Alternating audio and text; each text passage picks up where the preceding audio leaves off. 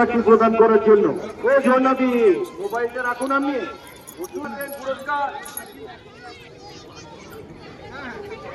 এবং ইলামবাজার প্রাথমিক বিদ্যালয়ের সকলের মামু এবার জোরে করতালি।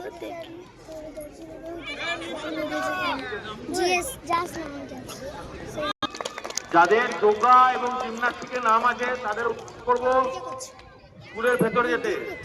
যোগা এবং জিমনাস্টিক ওখানে শুরু হয়ে গেছে।